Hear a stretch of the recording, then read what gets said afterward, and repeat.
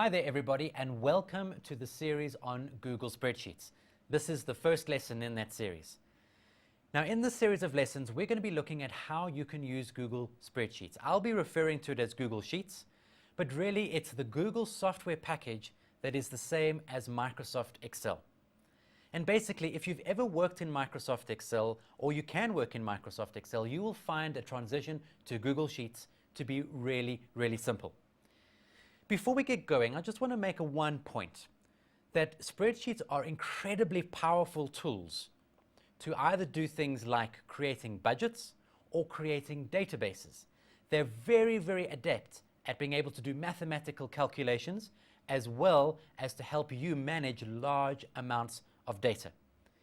But before we dive into doing the first part of lesson 1, which is to create a template budget, I just want to go through some of the basics around spreadsheets with you to make sure that we're all on the same page before we begin. Now, as normal in Google Docs, to create a new document, you use the big red Create button, and this time we're going to create a spreadsheet. Now, just like in Microsoft Excel, the spreadsheet is basically a table of rows and columns.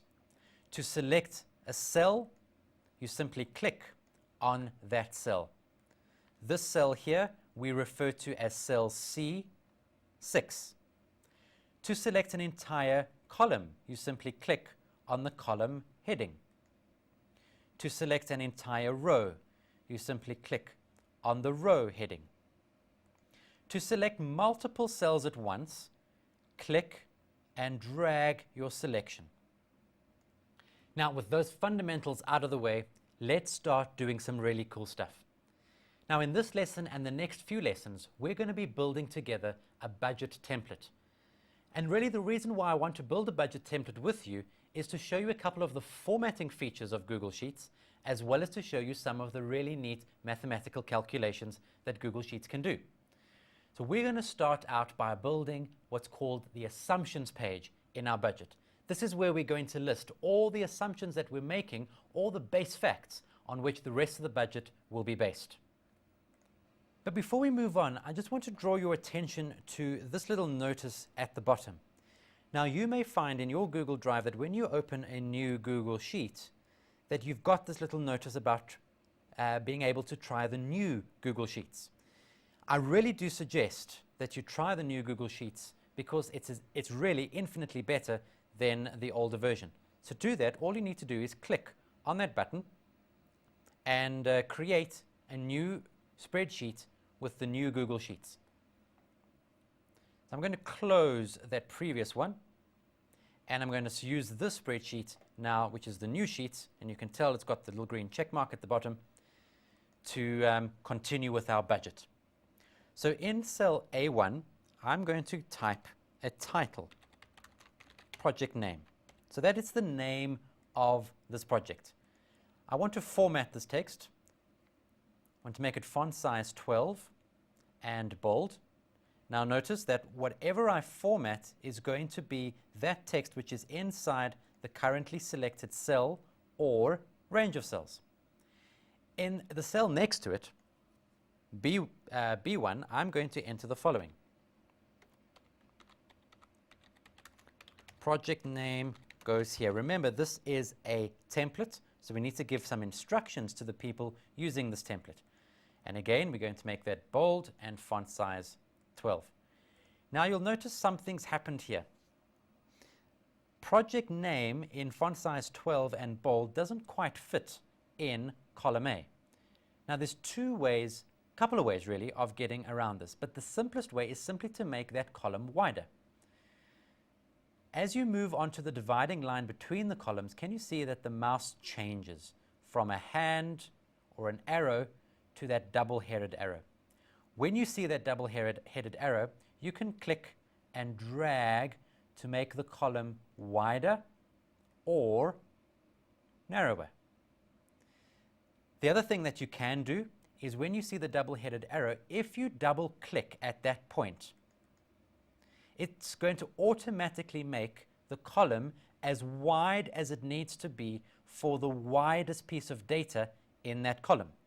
So if I were to do the same thing for column B, double click, it would automatically make the column wide enough for project name goes here to fit. But I want to undo that and show you another way in which we can change and make this text fit in the column. I'm going to select all of those cells, B1 to G1, and I'm going to merge them. That means I'm going to make them into one single cell rather than separate cells. And the merge button is the one that looks like this, merge cells. Simply click on it, and you'll see that what it's done is it's made all of those cells into one large cell. Now, I'm ready to start creating a matrix within which I can store some of the basic assumptions on which the rest of this budget is based. I'm going to start in cell B3, and I'm going to enter in a couple of column headings. First one, unit type. Next one, currency. Cost per unit. Profit margin. Total cost per unit. And finally, total cost per unit in South African rands. Now you'll notice almost immediately that some of these column headings don't really fit in their columns, but we're going to fix that in a moment. For the time being, all that I want to do is select all of those cells in which I've typed text, and I want to make them bold, and I want to center them in their cells. Now some of these are starting to look very strange indeed. And I want to now show you another way in which we can get text to nicely sit within a cell, and that's called cell wrapping. So once again, I'm going to select all the content in those cells, and we're going to go and find the cell wrapping feature, which is this one, wrap text. Let me show you what that does. Can you see that that now wraps the text that doesn't fit on one line to the second line? But I think that this looks a little bit untidy still, so I'm going to select all of those, and I'm going to use the align feature to align everything in those cells to the top. So now everything is nicely aligned to the top, and things are looking neat indeed. Now the next thing I need to do is start to make provision for the kinds of resources that I'm going to use inside this budget, whether it's people or things, or maybe it's services that we need to procure from outside. So inside cell A4, I'm going to start by entering personnel. So these are all the people that I might use inside this project. A16, I'm going to make another heading of services. And in A29, scrolling down, another one, which I'm going to call materials. I'm going to select each of these and make them bold. Now, I could select one at a time, format it, go to the next one, format it. But what I can also do is I can select discrete cells by clicking on the first cell, then holding down the Control key and clicking on the next cell, holding down the Control key and clicking on the next cell. Can you see that I've now selected 3 discrete cells? And now I can do whatever formatting I want, and it's going to apply that formatting to each of those 3 cells. Now underneath this title, I'm going to start entering some other text. So personnel type 1, services type 1, and materials type 1. So now this is the place in my spreadsheet, in my budget, where I'm going to actually list the people that are going to work in the project, the services that I'm going to use for this project, and the materials that I'm going to use for this project.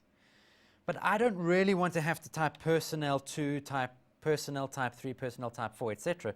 So what I'm going to do is use a feature in pretty much all spreadsheets called autofill. Select the first thing in the list that you'd like to autofill, and you'll notice that at the bottom right-hand corner, there's that big blue box. as I move my mouse over it, it changes from an arrowhead to a crosshair. Once it's a crosshair, simply click and drag and see what happens. Can you see that it's auto-filled all of that text into the cells below, and it's intelligent enough to understand that I want 1 to become 2 in the next row, to become 3 in the next row, etc., etc. Do the same thing for services, and do the same thing for materials. Now you'll notice here that I've got 11 personnel, 12 services, and 11 materials. I want to just neaten this up by deleting this row here, row 15. So all I'm going to do with that is right-click on that row header, and from the menu select Delete Row. I want to delete both of these rows. Click and drag to select both rows at the header. Right-click on that selection and delete rows 26 and 27. And finally, delete row 37 as well. Right-click, delete row. Now I'm ready to start doing a little bit more formatting on this matrix grid that I'm starting to create. The first thing I want to do is select all of the cells that make up this matrix. So that's all the way down to row 36 and dragging across to column G. And I'd like to add some borders. And the borders that I'm going to add are right borders. So from the drop-down menu, select the right border option. Can you see what that's done? It's added a right border at the right-hand side of that selection. If I had selected just those cells over there and done exactly the same thing, you'll see that it adds a right border to that selection. Let me show you that again by using this row of cells. So select from A3 to G3, and I'd like to add a border to the bottom of that selection. Now that's quite an important thing to get. No matter how big or small your selection of cells is, the border that you apply will be applied to that selection of cells as a totality. But what happens if you want to apply borders inside that selection of cells? Well, you just need to select some of the other options. Let me show you. If I were to select all of those cells and I wanted borders around everything, I would use this option here, All Borders. This option here will insert inner borders. Let me show you what that looks like.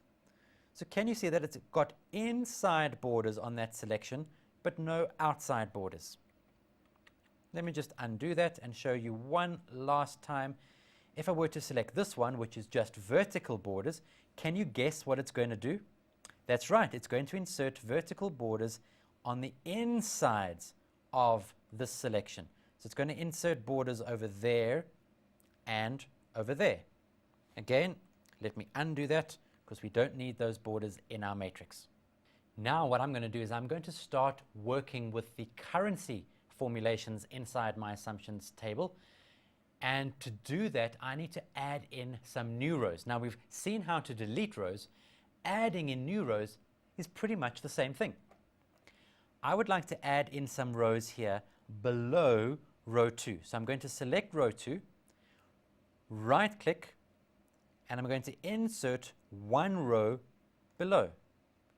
Let me do that again. Right-click, insert one row below. Now you can do this as many times as you like, but what if you needed to insert a couple more rows than just one at a time? Well, to do that, you could select 3 rows and then do exactly the same thing. Right-click, and it'll now give you the option of inserting 3 rows. As many rows as you have selected is the number of rows that you are going to be able to insert. I want to just insert one more row over here, and inside this cell I'm going to type in exchange rate. So this is now another little heading of mine, and immediately below that I want the South African Rand to US dollar exchange rate, and below that I want the South African rand to euro exchange rate. Now in this cell I can then enter in what the exchange rate at that time actually is. Let's say, for example, that it's about 10 rand to the dollar right now and about 15 rand to the dollar to the euro right now. Now I might not want that information visible on the sheet, but instead of deleting it, I can simply hide it. So all that I need to do to hide these rows is to click and drag to select all 3 rows, right-click to get our right-click menu, and use this option here, Hide Rows 3 to 5. As soon as I do that, you'll see that the rows are gone, but you'll also see that you've got this little double-headed arrow over here. Now if you click on that, it's going to unhide those rows again. Right-click, hide the rows. Remember, I just need to click on that little double-headed arrow icon to unhide the rows. Now we're almost done with the work that we need to do in this lesson. The last thing we need to do is rename this worksheet. Now just before we do that, I just want to make sure that everyone is clear with the difference between a worksheet and a workbook. We currently are working on a worksheet, and you can tell that it's a worksheet by the tab over here. And as we add more worksheets to this workbook, so those tabs will appear at the bottom. So a worksheet is a single sheet within a collection of worksheets, which we also refer to as a workbook. Now to rename this worksheet, I need to access the edit menu by clicking on the down arrow over there and selecting rename. Just note here that you can also copy, change the color, you can protect the sheet, but for the moment I just want to rename the sheet Assumptions, and I want to rename the entire workbook Budget Template. Well, that's all we have time for in this lesson, but do join me in the next lesson when we're going to continue to build up our budget template. I'll see you then. Bye-bye.